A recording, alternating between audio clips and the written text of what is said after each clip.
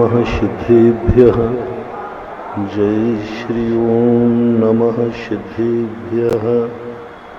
जय श्री ओम नमः सिद्धेभ्यः।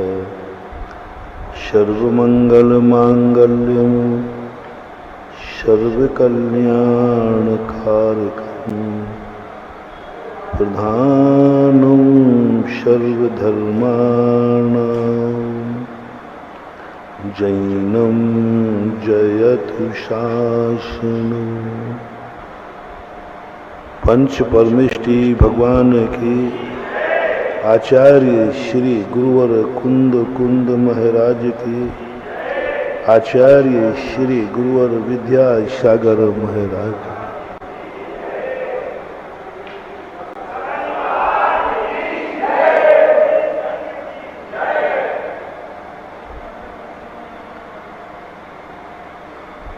अच्छाइयाँ जब अच्छाइयाँ मानी जाती हैं, जब हम उस अच्छाई को सर्वव्यापक माने,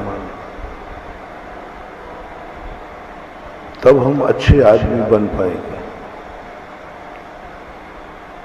सुख वह नहीं है जो तुम्हें सुखी करता है, सुख वह है कि तुम सारे जगत को सुखी देखना चाहते हो। सुख, हम अपने आप को सुखी देखना सुख की कोटि में नहीं आएगा। वह व्यक्ति कभी सुखी नहीं हो पाएगा। यदि सुख है तो हम जितने अपने सुख में सुखी होते हैं, इतना दूसरे को भी सुखी देख करके सुखी होना चाहिए। कल अपन ने समझा था इसी बात के लिए। यदि हमारी दृष्टि इतनी व्यापक हो जाए, धनवान होना अच्छा है, तो जब तुम धनवान होते हो तब तुम खुश होते हो। ये धनवान ज्यादा देर तक तुम धनी नहीं रह पाओगे। यदि धनवान होना अच्छा है तो सारा जगत धनवान हो तो तुम्हें उतनी ही खुशी होना चाहिए जितनी स्वयं के धनवान होना में। व्यक्ति गुणवान है, वह गुणवान नहीं जो गुणवान है। देखो मेरी कितनी गुणगान हो रहा है, देखो मेरी जयकार हो रही है, मैं कितना अच्छा आदमी हूँ। आनंद, प्रशंसा सुनकर के आनंद आता है। ये प्रशंसा ज्यादा देर तक नहीं चलेगी। ऐसा ही गुणवान यदि कोई दूसरा है और उसकी यदि प्रशंसा हो रही है तो तुम आनंद से झूम रहे हो। जाओ, तुम्हारी सदा प्रशंसा होती रहे। हमारी अच्छे दिन आते हैं, टिकता नहीं। हर व्यक्ति भयभीत है, इसलिए नहीं कि आज उसका बुरा दिन है, इसलिए भयभीत है कहीं कल बुरा दिन नहीं आ जाए। हर व्यक्ति भयभीत है, अभी जिंदा है, जीने का आनंद नहीं आ रहा है, क्योंकि भय लगा है कहीं दूसरे दिन में मर नहीं जाऊं। वो मरने का भय जिंदा रहने के आनंद को खत्म कर रहा है। मैं जिंदा हूं, लेकिन अनुभूति जिंदा की नहीं हो रही है, डर मरने का लग रहा है। गाड़ी में बैठा है, गाड़ी ठीक चल रही है, लेकिन आंखें डर रही हैं कहीं कोई आगे आके टकरा न जाए। गाड़ी का आनंद नहीं आ रहा है, आनंद आ रहा है, दुख हो रहा है कहीं टकरा नहीं जाए। धुन कमा करके तुम लेके जा रहे, सोना चांदी लेके जा रहे हो यात्रा में, तुम्हें उस सोने चांदी का आनंद नहीं आ रहा है, तुम्हें डर किसका लग रहा है? कोई चोर लूट नहीं ले। वो इतना ज्यादा भय है कि वो धन का आनंद गौण हो जाता है। और वो भय हमें, अभी चोर आया नहीं, चोर ने लिया नहीं, लेकिन नींद ही नहीं आ रही, डर लग रहा है।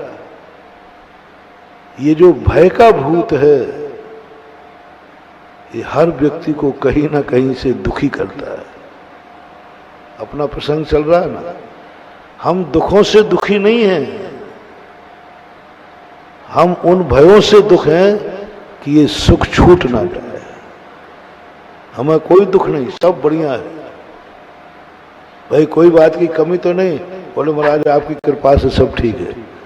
तो दुखी क्यों हो रहे हो? अरे महाराज ये सुख चला ना जाए, ये चला नहीं जाए, कल कहीं मैं मर नहीं जाऊं, आज स्वस्थ हूं कल मैं रोगी नहीं हो जाऊं, आज मेरी जिंदगी जो है कल बस ये जो अन्न में बैठ गया है मन में, इसके लिए कैसे मिटाऊं? यदि ये भय का रूप मिट जाए ना, तो भिखारी भी सुखी हो जाएगा। भय का भूत मिट जाए तो इतना आनंद है अपनी जिंदगी में, बहुत। आप सब अपनी जिंदगी में अपन से ज्यादा सुखी इस दुनिया में कोई नहीं, बहुत आनंदी आनंद। लेकिन चेहरे पर दुखी दुख दिख रहा है, कोई ना कोई भय लगा हुआ है। इसको कैसे मिटाएं? कौन सा ऐसा पुण्य होता है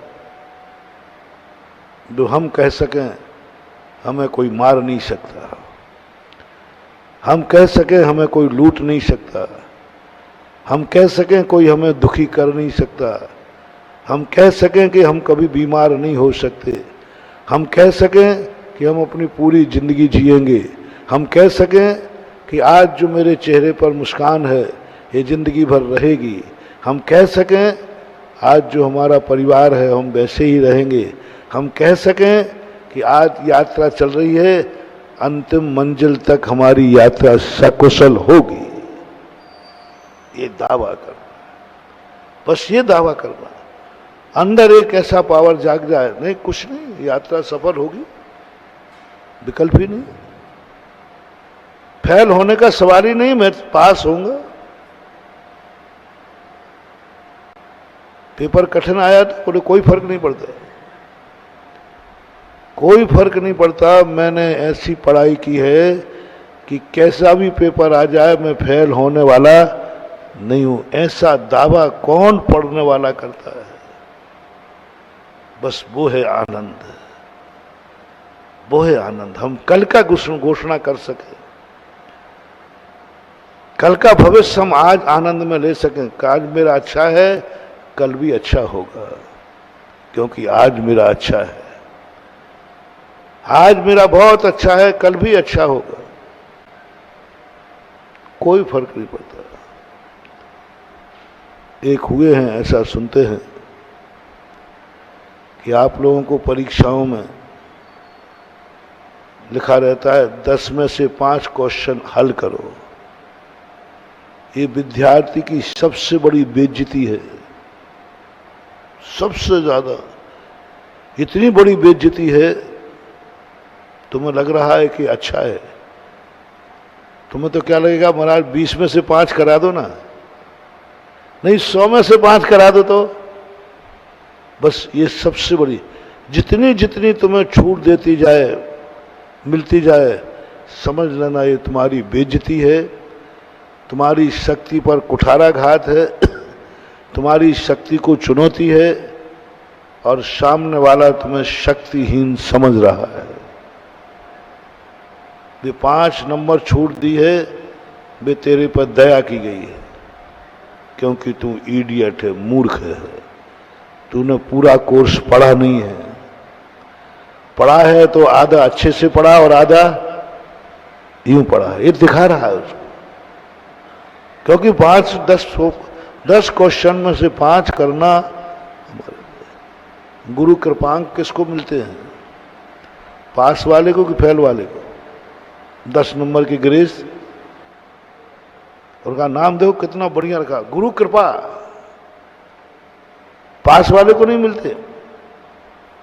पास वाला यदि 99 नंबर आया ना और 1 नंबर गुरुजी कृपा कर दो तो कोई कानून नहीं है 1 नंबर बढ़ाने का। 1 नंबर मांग रहा, ओनली 1 नंबर कि साहब 1 नंबर कम रह गया, गुरु कृपा हो जाए। कानून कहता है कोई 1 नंबर क्या, आधा नंबर भी नहीं। ऊंची पढ़ाइयों में तो यदि 99.5 है तो 99.5 ही। और फेल होने वाले को कितने नंबर है? 23 नंबर आया, सीधे 10 उठा के दे दिए, प्लस 10 पास कर दो। अच्छा आदमी कौन है? जिस पे गुरु की कृपा है उस पे, या जिस पे गुरु की बिल्कुल भी कृपा नहीं है? वो हो जाए आज जो तुम्हें मांगना। गुरु कृपा जिस पे है वो जिंदगी ठीक है, कि गुरु की कृपा बिल्कुल भी नहीं है वो जिंदगी ठीक है। कौन सी जिंदगी चाहिए? आज वही आशीर्वाद दे दूंगा। प्रकृति पुरुषों ने बहुत अच्छे नियम बनाए, ऐसे जैसा लोग दे दिया। अब बोलो बेटा, गुरु कृपा से जीना है या गुरु बिना कृपा से जीना है?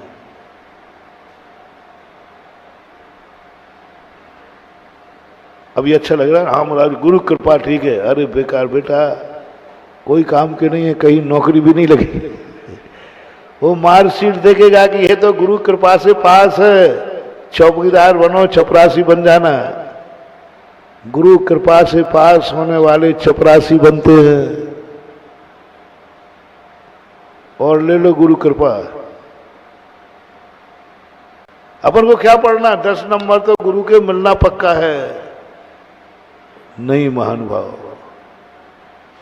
अपनी जिंदगी गुरु कृपा के ऊपर अधीन करना, ये भी तुम्हारी जिंदगी की सबसे बड़ी कमजोरी है। मैंने एक बार 15 दिन प्रवचन दिए थे। ये भावना भक्त पाओ कि हमें सदा, हमारे लिए सदा लोग सहयोग देते रहें, हमें सहारा देते रहें, हमें दुख हो तो लोग आंसू पोंछते रहें, हमारे साथ सदा लोग खड़े रहें। नहीं, जितना जितना तुम सहारा चाहोगे तुम्हारी शक्तियां घटेंगी, पुण्य घटेगा। जो तुम्हें सहारा देगा उसका टीए कटेगा। चाहे बाप का सहारा ले लो, चाहे गुरु का ले लो, टीए कटेगा। तुमने सहारा किसी का लिया नहीं और उसका भी टीए कट रहा। भावना देखो, 2 आशीर्वाद।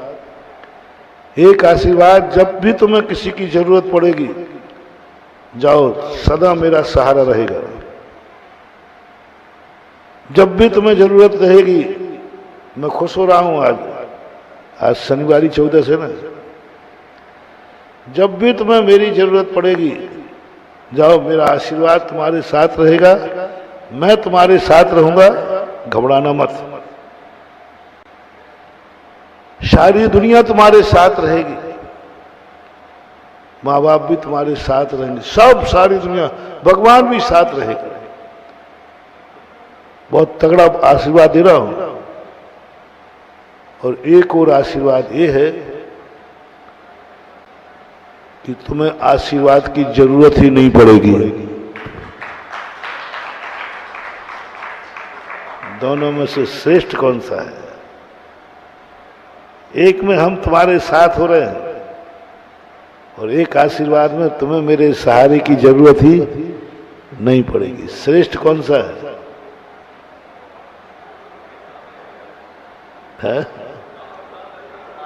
महाराज आप तो सहारा बनाए रखना बस है। नहीं, मामला गड़बड़ नहीं, डरो मत।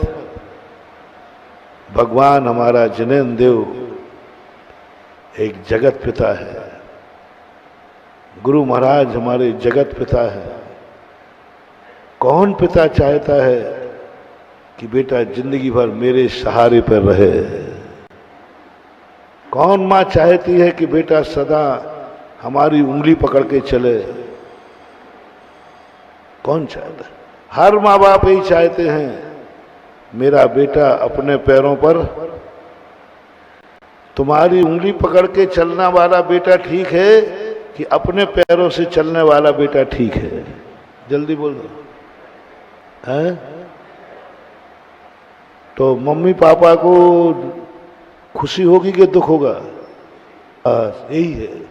मत घबराओ भगवान से, ये मत कहो भगवान तू मेरा सहारा बने रखना, भगवान खुश नहीं होंगे। है मम्मी पापा तुम मेरे सदा सहारा बने रहना, मैं सदा तुम्हारी उंगली पकड़ के चलूं। माँ बाप ये शब्द सुनते ही उनको दुख होगा। भगवान जैन दर्शन के जिनेंद्र भगवान की सबसे बड़ी विशेषता है। सारी दुनिया के हमने गॉडों को देखा, भगवानों को देखा, भक्त कहता है भगवान तेरा सहारा सदा बना रहे, तेरी छाया सदा बना रहे।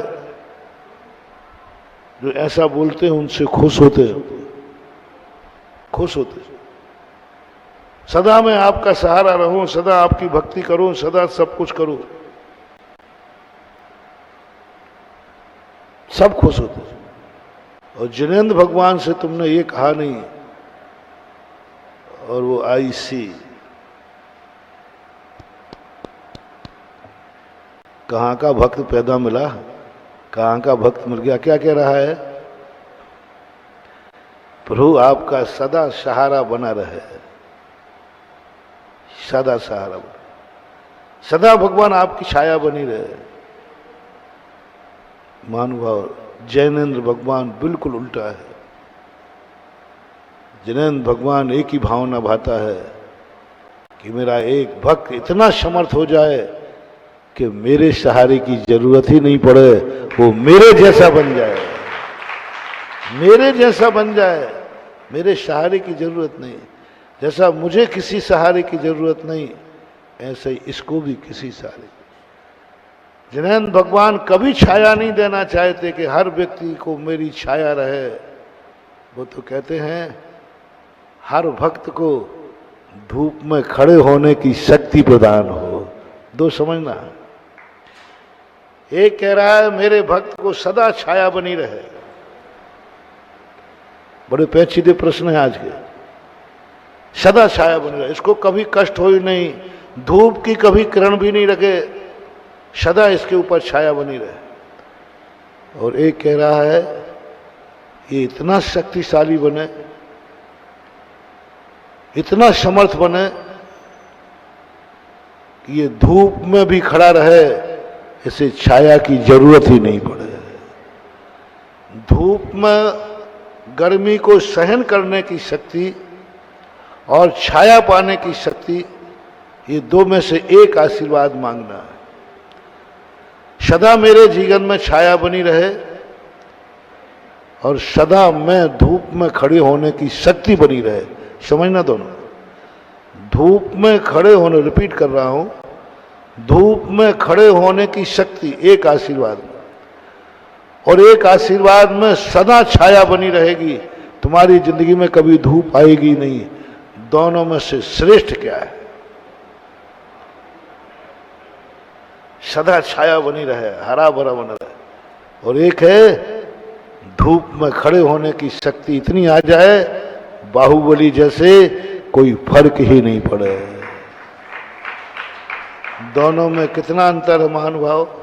दोनों वरदान है, दोनों गुरु प्रदत्त हैं, दोनों भगवान प्रदत्त हैं, दोनों शास्त्र हैं, दोनों माता पिता के आशीर्वाद हैं। दोनों माता पिता सदा चाहते हैं, हम भी सदा चाहते हैं हमारे भक्तों पर मेरी छाया सदा बनी रहे। भगवान भी चाहते हैं। यदि कोई भगवान एक है, जा मैं तेरे लिए सदा छाया बन के रहूंगा, मेरा आशीर्वाद तुरंत रहेगा, तो तुम थोड़े प्रसन्न मत होना, खुश मत होना। भगवान ने कह दिया ना मेरी छाया सदा रहेगी, बिल्कुल खुश मत होना मानुभाव, थोड़ी नाराजगी व्यक्त करना। तुम्हें गुरु कभी कह दे चिंता मत करो मैं हूं, खुश मत होना, नाराजगी व्यक्त करना। कभी माँ बाप कहें कि बेटा तू क्यों चिंता कर रहा है, तू क्यों टेंशन ले रहा है? मैं तो हूं, मेरे पास कितना भरा पड़ा है, धन दौलत बड़ी, सब क्यों चिंता कर रहा है? मेरे रहती हो तू चिंता कर रहा है? चिंता मत कर, सब तेरा ही है। जिस दिन पिताजी ये कह दे तू टेंशन क्यों कर रहा है, ये सब तेरा ही है। महानुभाव, खुश मत होना, गर्दन नीची कर लेना शर्म से। पिताजी ने क्या कहा? चिंता क्यों कर रहा है? अभी तो मैं हूं। चिंता क्यों कर रहा है? ये सब तेरा ही है। इससे बड़ा अपमान, दुश्मन का अपमान सहन कर लेना, ये बाप का अपमान सहन नहीं करना। महानुभाव, दुश्मन कितना भी अपमान कर दे, गालियां दे दे, बेइज्जती कर दे, XYZ, ये अपमान उतना खतरनाक नहीं है। दुश्मन ने किया कुछ फर्क नहीं पड़ने वाला, लेकिन बाप ने ये कह दिया तो टेंशन क्यों करता है? मैं हूं ना। चिंता क्यों करता है? सब तेरा ही तो है। बस समझ लेना तुम्हारा भविष्य बहुत अंधकारमय है। बाप ने तुम्हारी औकात दिखा दी, बाप ने तुम्हारी औकात पर पानी फेर दिया, बाप ने कह दिया कि इसकी किस्मत कुछ भी नहीं है। इससे कहो मेरे पास सब कुछ है, सब तेरा है। खत्म, डाउनफॉल, तुम्हारा भविष्य अंधकार में चला गया। तुम जिंदगी में कभी अच्छे आदमी नहीं बन पाओगे, कभी तुम जिंदगी में पैर पे खड़े नहीं हो पाओगे, कभी तुम्हारी जिंदगी स्वाधीन नहीं बन पाएगी, क्योंकि तुमने खुशी मनाई। अब मुझे कोई डर नहीं है, कोई चिंता नहीं है। मम्मी पापा ने क्या कह दिया? मैं तो हूं ना, सब तेरा ही तो है। मत खुश होना महानुभाव।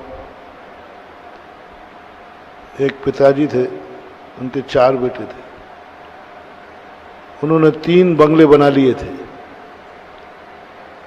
एक बंगला बनाने के लिए वृद्ध अवस्था हो गई, तो मेरे पास आशीर्वाद लेने आए। बोले महाराज जी, और तो मुझे कुछ नहीं चाहिए, सब आपकी कृपा से। 4 बेटे हैं, 3 को तो मैंने बंगला बना दिया, चौथे को बनाना है, वो पूरा कर लूं, मर जाऊं। मैंने आशीर्वाद तो दिया नहीं। बोले महाराज आपका तो चेहरा उतर गया। अरे यही तो मांग रहा हूं कि चौथे का द्वार। मैंने कही दादाजी तुमने काय को बच्चों को जन्म दिया? सारे निकम्मे बच्चे जन्म दिए, तुमने निकम्मों को जन्म दिया है। बोले महाराज कैसी बात है, कौन बाप अपने बेटों को बंगले नहीं बनाता? मैंने कहा यही निकम्मापन है, यही निकम्मापन है जो बाप बेटे को बंगला बना रहा है। यही तुम्हारे बेटों का निकम्बेपन की औकात तुमने बता दी कि मेरे बेटे की किस्मत में तो नहीं है, मैं बना जाऊं तो रह लेगा, नहीं तो फुटपाथ पर रहेगा। यही तो है ना, निकम्बे हैं तुम्हारे बेटे। तुम खुद कह रहे हो निकम्बे हैं, और तुम खुश हो बेटा। तुम यदि खुश हो कि देखो मेरे पापा ने मन सबको बंगले बना दिए, तो तुम अपने डायरी में लिख लेना मैं निकम्मा हूं, सर्टिफिकेट का है, मेरे बाप ने बंगला बना के दिया, यही निकम्मापन है। बाप ने मुझे चलती दुकान दी है, निकम्मापन है। बाप ने मुझे धन दौलत दे दी है, मेरा निकम्मापन है। कभी खुश मत होना। अपने बाप की वसीयत पा करके कभी खुश मत होना। मैं लेने के लिए मना नहीं कर रहा हूं, लेने के लिए मना नहीं कर रहा, वो तो लेना है, मिलेगी। खुश मत होना। कितना भी तुम्हें 6 खंड का राज्य भी मिल जाए तो भी निश्चिंत मत होना कि अब क्या रहा, 6 खंड का राजा है, पिताजी की गद्दी पे मैं बैठा हूं। मत बैठना महानुभाव, ये अहंकार तुम्हारा चूर हो जाएगा। जिस दिन पिताजी चले जाएंगे उनका पुण्य उनके साथ चला जाएगा, फिर तुम क्या करोगे? उनका पुण्य उनके साथ चला, दूसरे का पुण्य कोई के काम आने वाला नहीं। जब तक वो जिंदा है तब तक तुम्हारा है, उसके बाद कुछ नहीं होता। हमारे शास्त्रों में ये आता है, चक्रवर्ती सगर चक्रवर्ती के 60,000 पुत्र थे। वे जवान होते कहते हैं, मुझे काम बताओ, मैं आज से अन्न जल का ग्रहण त्याग करता हूँ। मैं इस राज्य में पापा आपकी कमाई नहीं खाऊंगा, आपका खर्चा नहीं उठाऊंगा, आपसे कुछ नहीं लूंगा, मुझे कुछ कमाने के लिए धंधा बताओ। चक्रवर्ती कहता, बेटा तू चक्रवर्तियों के बेटे हो, अब तुम्हें क्या काम है, युद्ध है नहीं, सारा राज्य जीत लिया, अक्षय निधियां भरी हैं, तुम्हें क्या काम करना, तुम तो पुण्यात्मा जीव हो, चक्रवर्ती के बेटे हुए हो, ये सारा वैभव तेरा ही है, सारे वैभव तुम्हारे ही है, करो खर्च जितना उड़ाना है। 60,000 बच्चे जैसे जैसे सगर चक्रवर्ती बेटों को ये कहता, तैसे तैसे भी उनकी आंखों से आंसू निकल आते। मैंने कौन सा, ओहो, मैं वो निकम्बा हूं कि मैं बाप की दृष्टि में भी निकम्बा हूं। बाप कह रहा है तुम्हें क्या करना है, सब रखा है घर में, सारी धन दौलत रखी है घर में, क्या करना है तुम्हें। ओहो, ये बाप आशीर्वाद नहीं दे रहा है, गालियां दे रहा है, निकम्बो। तुम क्या समझा इसको, बोलो ना झांसी वाला। यदि बाप ऐसा कहे, अरे चिंता मत कर रहे, सब तेरा ही है, और ले स्टाम्प और लिख देता हूं रजिस्ट्री तेरे नाम, तो पट्टा क्या हो गया। ओहो, मेरे पिताजी कितना चाहते हैं मुझे, देखो मेरे पिताजी का क्या इतना प्यार है, मरने के पहले ही सारी संपत्ति हमारे नाम कर दी और ये बंगला छोड़ गए। शर्म से माथा झुका लो, खुशी मत मनाना, खुशी मत मनाना। ये गाली है बाप की, इससे बड़ी गाली, इससे अच्छा तो दुश्मन 1,00,000 गालियां दे दे, कुछ नहीं बिगड़ेगा। 1,00,000 गालियां दे दे दुश्मन, महानुभाव कभी डरना मत, कुछ नहीं बिगड़ने वाला, कुछ नहीं बिगड़ने। लेकिन यदि तुम्हारे पिताजी ने ये शब्द कह दिया, महानुभाव बहुत अपशगुन, बहुत अपशगुन, इससे बड़ी गाली बाप की हो नहीं सकती कि पिताजी ने कहा चिंता क्यों करता है, सब तेरा है, मैं तो हूं। ये शब्द सुनते ही कहेगा बाप, क्योंकि तुम प्यारे हो, कहेगा पिता क्योंकि तुम्हें वो प्राणों से ज्यादा चाहता है, कहेगा सब तेरे लिए ही है, और है, इसमें कोई संदेह भी, वो झूठ नहीं बोला है, लेकिन मैं तुम्हारी कह रहा हूं, तुम खुश मत होना। तुम तो तुरंत सोचना पापा गाली दे रहे हैं, पापा मेरी औकात दिखा रहे हैं, पापा मुझे कह रहे हैं कि चिंता मत कर, सब तेरा ही है। इस गाली को सुनने के पहले कान बंद कर लेना, और कान बंद नहीं करो तो 2 आंखों टपका देना, न टपक पाए आंसू तो अपना दुर्भाग्य मानना, दुर्भाग्य मानना। एक अच्छी बात बता रहा हूं, सारा जगत इसको अच्छा मानता है, लेकिन मैं तुम्हारा गुरु होने के नाते नीति दे रहा हूं, तुम कभी अच्छा मत मानना।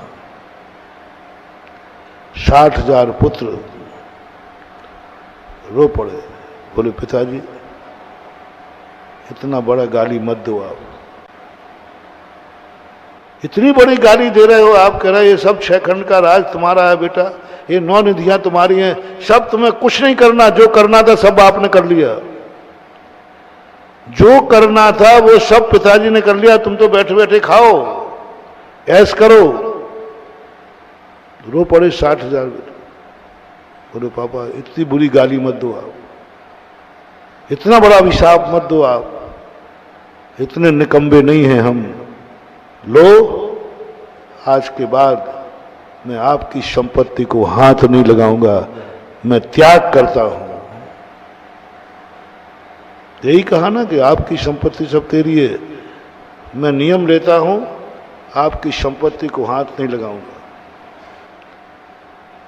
मैं नियम लेता हूं, आज के बाद आपकी कमाई नहीं खाऊंगा। मैं नियम लेता हूं, आपकी कमाई में से एक दाना खर्च नहीं करूंगा, एक कौड़ी खर्च नहीं करूंगा, एक कौड़ी खर्च नहीं करूंगा।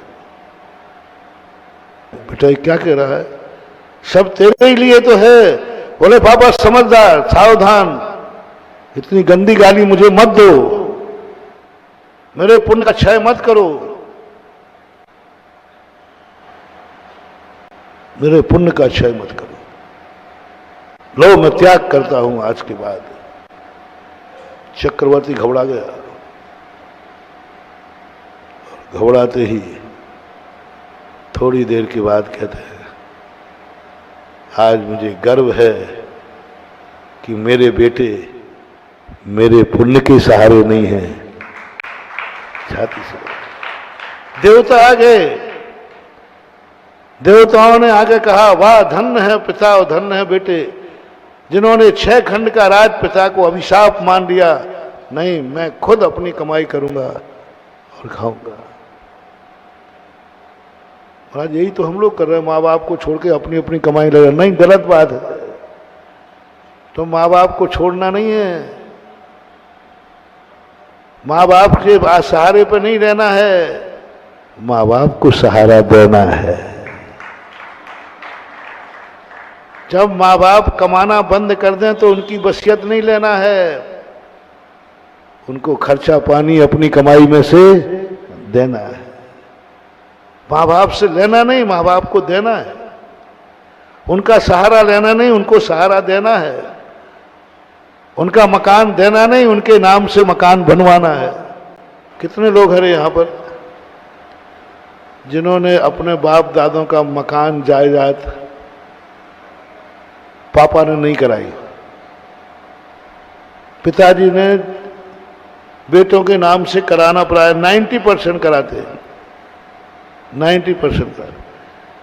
कितने बेटे हैं जो अपने बाप के नाम से मकान खरीदते हैं?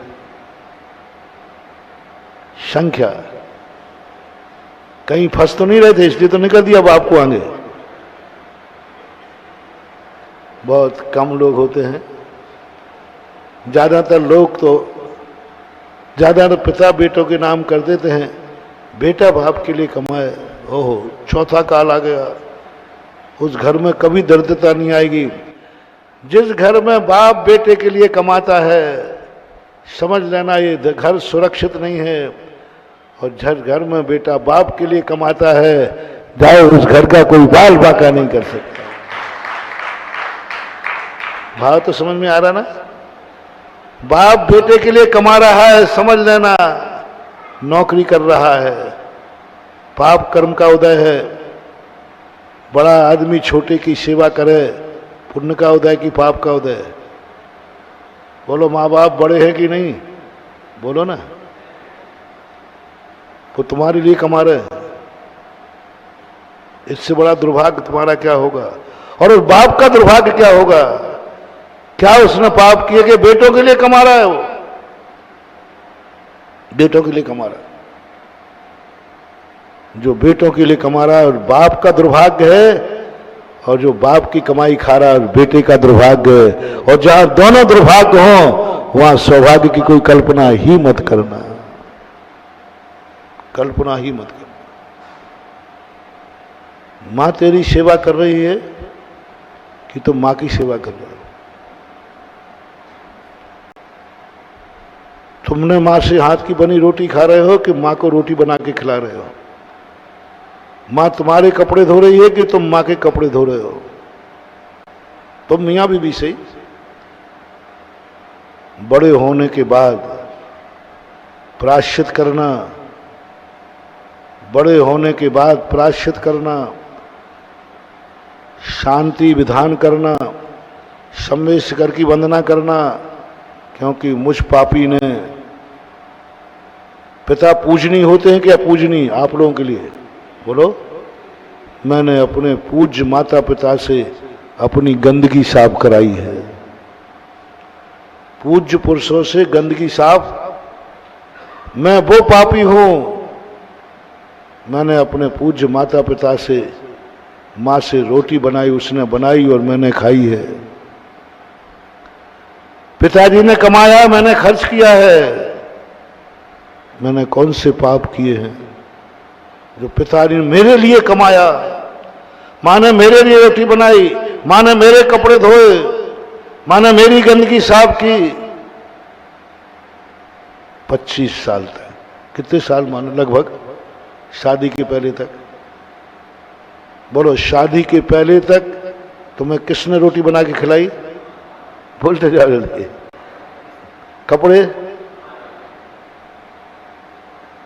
कपड़े सब, नहाने का पानी, बल्कि नहाया छोटे में, ये सब प्रायश्चित करो।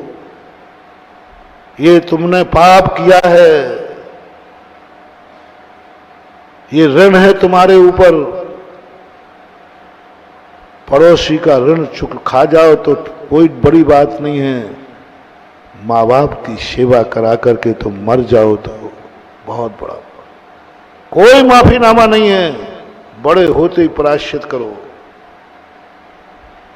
अब मैं बड़ा हो गया, मुझे होश आया, मैं इतना पापी हूं, क्या करूं गुरुदेव? पहले पश्चाताप करो। अब लो, गलती तो होती है, हो गई, सबसे हुई है। ये गलती सबसे हुई है कि नहीं? क्योंकि पंचम काल में यहां जन्मने वाला जीव जन्म से अपनी स्वयं की सेवा माँ बाप से करता है। भोग भूमि तो है नहीं।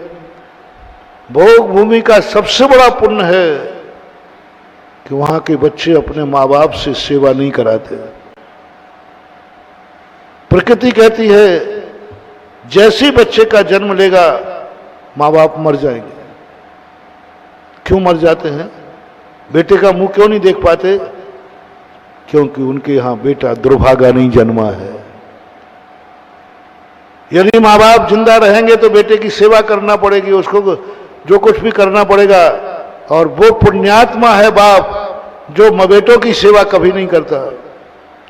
और बेटे भी पुण्यात्मा जन्मे हैं कि उन्हें माँ बाप की सेवा की जरूरत ही 21 दिन में स्वयं अपने आप, मलमूत्र वहां होता नहीं, कपड़े वहां बदलना नहीं, कुछ नहीं कराता।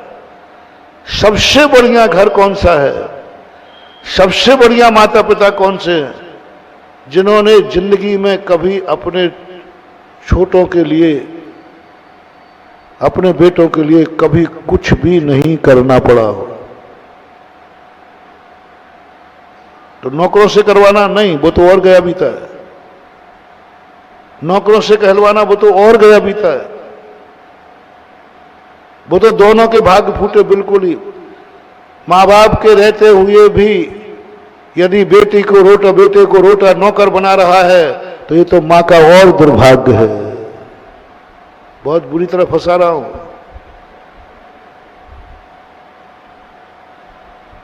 माँ बाप को बनाना पड़े तो दुर्भाग्य है, और माँ बाप के रहते हुए नौकर बनावे तो महादुर्भाग्य है।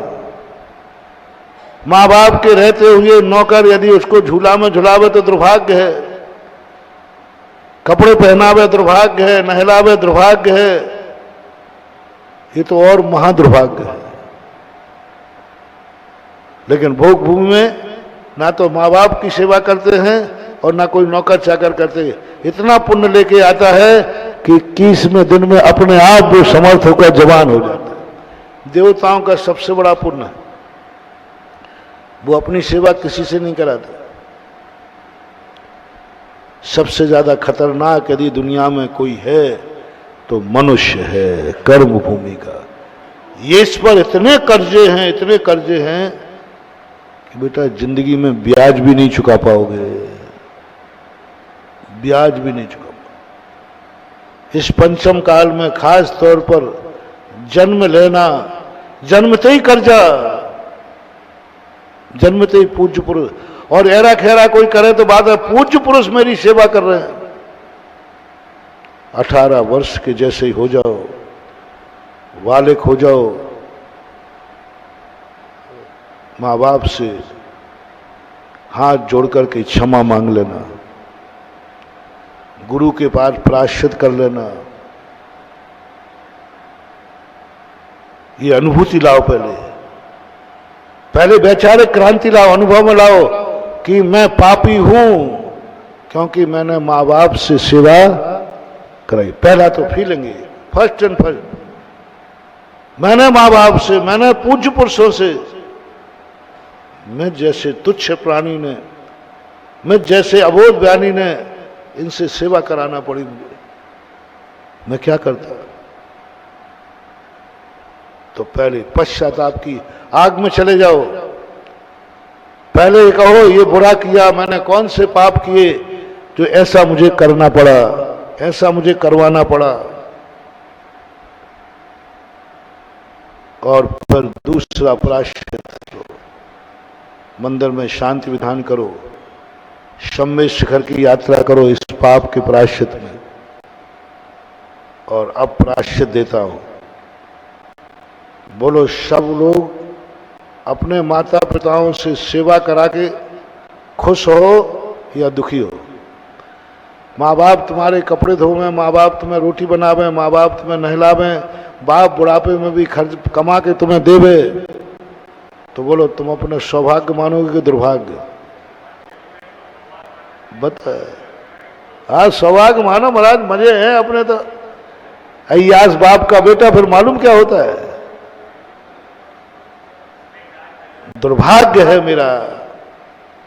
अंतो अंतो लज्जामी, निंदा करो, मैं पापी 25 साल से सेवा करा रहा हूं बड़ों से, मैं छोटा हूं। ये पूज्य। अंतो अंतो लज्जामी, आग में जल जाओ। और फिर आग जब लगे तो प्रायश्चित करो गुरु के पास जाकर। गुरु 2 प्रकार का प्रायश्चित देगा। पहला प्रायश्चित देगा कि तुम्हारा धंधा, तुम इतने समर्थ हो जाओ कि तुम्हें अब सेवा की जरूरत ही, तुम इतने समर्थ हो जाओ कि इतनी अच्छी पत्नी मिले कि वो सासू को, माँ बाप को बनी रोटी नहीं खावे, गरम गरम उनको खिलावे। शादी के पहले ये वचन लो अपनी पत्नी से, बैठ के फैसला करो। कहो मैं किस गुरु का चेला हूं, कहो मैं जैन जाति का श्रावक हूं, और जैन श्रावक, जैन मेरे गुरु ने सिखाया है, जैसे तेरा कदम मेरे घर में पड़ेगा तुझे मेरे से ज्यादा माँ बाप की सेवा करना होगी, क्योंकि मैंने 25 साल तक सेवा कराई है। ये पाप मैंने किया है, तू नहीं करेगी। मान लो कोई पत्नी ऐसी नहीं हुई तो तुम करना। आपस बाद में जाना, धंधे पे बाद में जाना। बहुत बड़ी बात कह रहा हूं महानुभाव। पहले माँ को रोटी बना करके अपने हाथ से खिला के जाना, माँ के कपड़े धो करके फिर ऑफिस जाना, अपने मम्मी पापा को खर्च के पैसे हाथ में दे करके बाहर जाना, जैसा पापा करता है। कहीं बाहर जाना हो और तुम्हारे फीस का समय हो तो पापा क्या करता है, बोलो ना अरे भाई ये पैसा मैं बाहर जा रहा हूं, कल उसके फीस का करता है कि नहीं? अरे बेटे के खर्च के लिए पैसे पकड़ो। ऐसे ही तुम कहीं बाहर जाना, नहीं पापा अब कमाएंगे नहीं, पापा ये पकड़ो, ये पकड़ो। और दुकान पर जाके पूछे तुमसे कोई क्या कर रहे हो, तो तुम 2 बातें देखते हो कि मैं सदा कहता हूं। कोई पूछता है तुम क्या करा रहे हो, भाई ये पापी पेट पाल रहा हूं। मुझे बहुत गुस्सा आता है। चैनी का पेट पापी होते ही नहीं है। पापी तो उनका है जो मांसाहारी है, पापी तो उनका है जो शराबी है, पापी तो उनका है जो अभक्ष खाते हैं। जैनी का पेट पापी हो ही नहीं सकता, वो कभी पाप करते ही नहीं। तो यदि तुम पेट भर रहे हो तो मैं सदा कहता हूं पेट तो पशु पक्षी भी भर लेते हैं, पापी पेट को तो वो भी कमा लेते हैं। नहीं नहीं महाराज मैं बाल बच्चे पाल रहा हूं, बाल बच्चे, एक बड़ा पैटर्न है। एक बार ऐसे ही हुआ था कि मैं यही प्रवचन दे रहा था, बाल बच्चे, मैंने तुम कह रहे हो बाल बच्चे पाल रहा हूं, बाल बच्चे पाल रहा हूं, तो तुमने कहा हाँ महाराज ऐसा बोलते हैं। इतने में दौड़ के कुत्ता निकला। मैंने कि कुत्ता इसी समय क्यों निकला? फिर मैंने अरे वो ये दिखाने लगा, बोले महाराज देखो ये बड़े बड़े डॉक्टर इंजीनियर इतने पढ़ के बाल बच्चे पाल रहे हैं, हम तो दिन भर में अपने बाल बच्चे पाल रहे हैं, कुत्ते पूछ ला करके, ना पढ़ना है ना लिखना है, बाल बच्चे पालने के लिए इतनी बड़ी पढ़ाई, इतनी पढ़ाई। कुत्ता सूकर बिल्ली भी कह देते हैं बाल बच्चे पालने के लिए तुम मनुष्य बने हो, तुम मनुष्य बने हो बाल बच्चे पालने के लिए,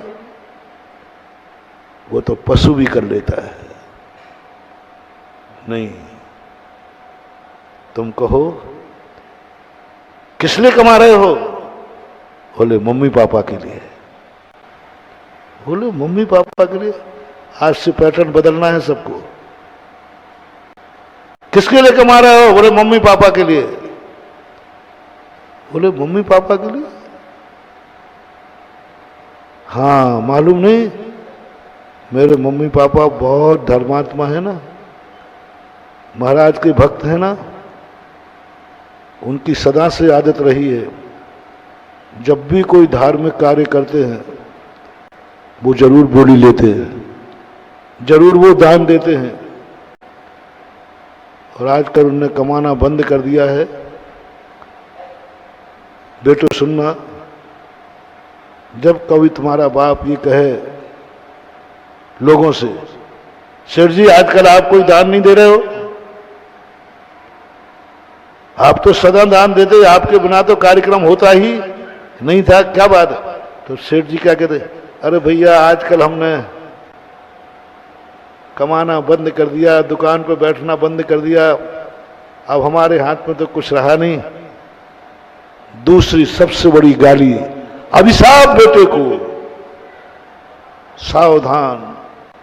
पिता ने यदि ये कह दिया कि आजकल हमने कमाना बंद कर दिया है, दुकान पर बैठना बंद कर दिया है, महानुभाव यदि तुम्हारे पिता ये भावना भा रहे हो, ये अभिशाप मत लेना महानुभाव, बहुत निकृष्ट गाली है ये, तुम्हारी इज्जत धूल में मिला दी, धूल में मिला दी। तुम कहो पिताजी आप जो जिंदगी भर करते आए हैं आज भी वही करोगे, पहले आप कमाते थे हम कमाते थे, अब हम कमाएंगे आप कमाओगे। थोड़ी भी कमी नहीं आ जाए, यदि आपके मन में ये भाव आ जाए कि आजकल मैंने कमाना बंद कर दिया अब दान कहां से, नहीं, वही दान होगा, वही शान होगी, वही इज्जत होगी, क्योंकि मैं आपसे अलग नहीं हूं। मेरे कमाना और आपके कमाने में ये भेद कब से हो गया? आप कमाते थे जब दान देते थे, और आज आपने क्या कहा कि आजकल मैंने कमाना, ये अभिशाप मत दो मुझे पिताजी, क्योंकि मैं आपका बेटा हूं। और लो मेरी कमाई नहीं है, मैंने आपके लिए ही कमाया है। बोले गवाह क्या है? जार ग्राहक को आगे पकड़ के खड़े करना। बोलो भाई तुमने पूछा था क्या कर रहे हो, क्यों कमा रहे हो? तो गवाह ला देना। मैंने कहा था मैं बाप के लिए कमा रहा हूं। कि मिक्षक वरदान दो अपने पिता को, कहीं उसके मन में ये भाव नहीं आ जाए कि अब मेरा तो कोई राज्य रहा नहीं, अब बेटों का राज्य है। नहीं, अंतिम श्वास तक पिता को उसी ठाठ से जीने देना जिस ठाठ से वो अपनी कमाई पर जिया है। धन्य है वो सौभाग्य जिनको आपने खुले चट्टान पर बैठने का दिया, धन्य है। वो साधु खुश हो रहा है, आनंद से झूम रहा है। सच्चा प्यार तो आज भगवान ने मेरे से किया है जो मुझे चट्टान में बैठने के योग्य समझा है।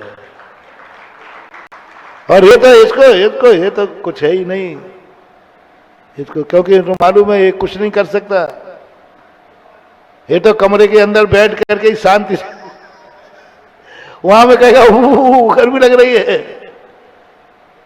अपन समझ रहे हैं ये प्यार है, ये प्यार नहीं महानुभाव, हमारे निकम्मापने का प्रमाण पत्र है, निकम्मापने का प्रमाण पत्र है, शक्तिहीन का प्रमाण पत्र है।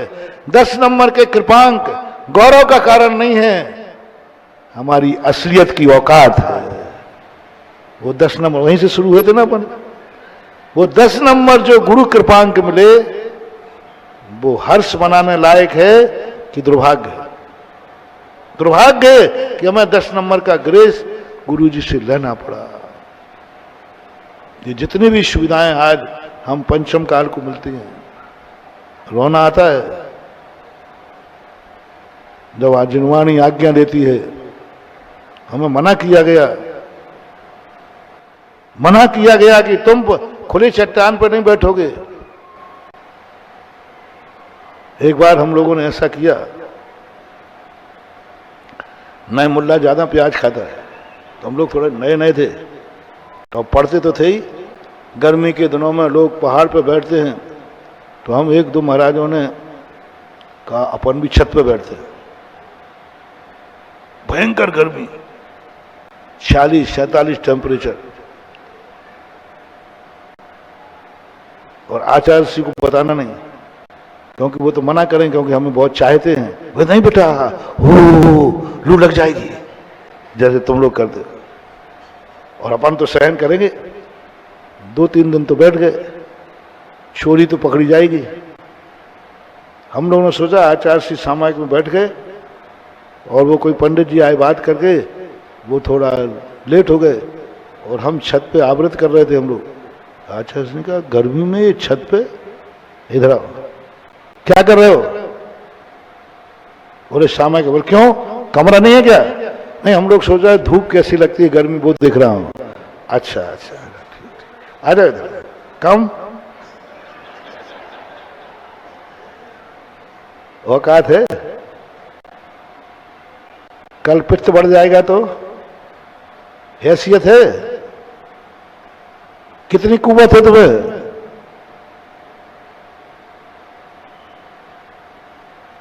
साहब उन्होंने औकात दिखा दी, और हम कहा हाँ इतनी कुव्वत तो नहीं है, इतनी कुव्वत तो नहीं है, तो सीधे कमरे में बैठ जाओ। कमरे में बैठने का अर्थ है तुम कुव्वत तुम्हारी नहीं है। इसलिए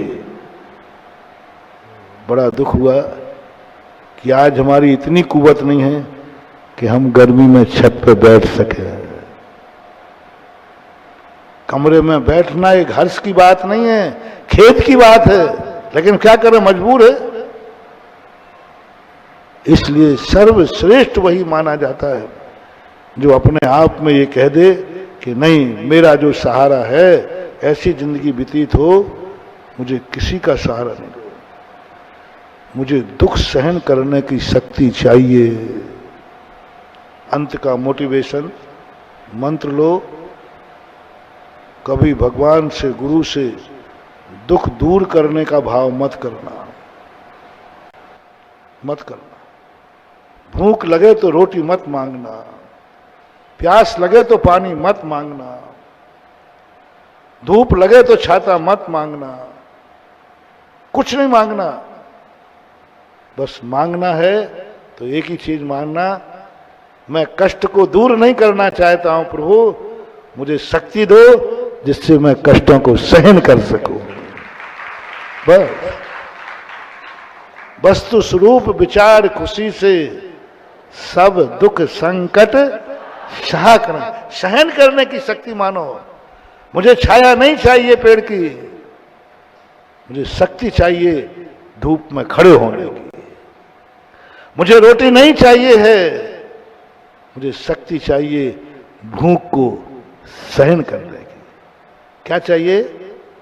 भूख को सहन करने की ताकत दो। मुझे रोटी नहीं चाहिए, पानी नहीं चाहिए, मुझे प्यास करने की ताकत दो। मुझे कोई सुख नहीं चाहिए, मुझे दुख सहन करने की शक्ति चाहिए।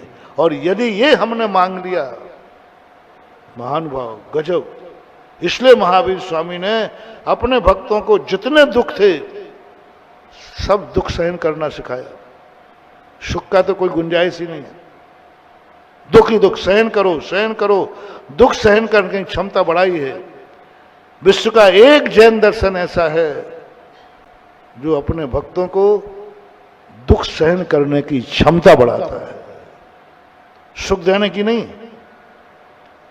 सुख देने का तो कोई ना तो तुम्हारी पूजा में है ना हमारे मोक्ष मार्ग में। सुख देना तो महावीर स्वामी ने सीखा ही नहीं है। एक ही बात सीखी है, मैं तुम्हें दुख सहन करने की क्षमता दूंगा। तुम जितनी जितनी मेरी आज्ञा मानोगे तुम्हें दुख को सहन करने की क्षमता आएगी। और ये क्षमता क्या सुख है। यदि दुख सहन करने की क्षमता आ गई तो सुख तो कोई मायना रखते ही नहीं है। रोटी कोई छीन सकता है, लेकिन भूख सहन करने की शक्ति आ गई तो उसे कौन छीनेगा। रोटी तो कोई छीन लेगा। महावीर स्वामी ने रख दी हो, कोई उठा के ले जाए, क्या कर लोगे। महावीर स्वामी ने कहा रोटी के चक्कर मत पड़, भूख को सहन करने की क्षमता कर ले। रोटी मांगता है वह भोगी है, और जो भूख को सहन करता है वो योगी है। रोटी खावे तो उसके लिए प्रशंसा नहीं है, और रोटी छोड़कर भूख को सहन करे वो तपस्वी है। उपवास करने वाले को क्या कहते हो, तपस्वी। तपस्वी है साहब, और एक रोटी खा रहा है, क्या कहोगे उसको। एक उपवास कर रहा है, एक रोटी खा रहा है, दोनों में प्रशंसनीय कौन सा है। थोड़ा जोर से बोलना। उपवास करने वाला। तुम अच्छा किसको कहोगे, रोटी खाने वाले को कि उपवास करने वाले को। वंदना किसी करोगे, तो फिर काय को खाते हो। यही तो बात है। आत्मा ने बोल दिया ना, ओहो ऐसी गर्मी में इसने उपवास किया है, हाथ जोड़ने का मन कर रहा है, प्रशंसा करने का मन रहा है, दो शब्द बोलने का मन कर रहा है। क्या गजब, गर्मी में भी उपवास करते हैं, मन हो रहा है। और उधर खाने वाला 2 से 3 बार खा रहा है, अरे तो खाते ही रहता है। तो अब कभी कभी आत्मा भी हमें गवाही देती है कि सत्य क्या है। आज इतनी, अभी कल की उधारी भरी पड़ी है ना, वो अपन बाद में देखेंगे। महावीर भगवान है।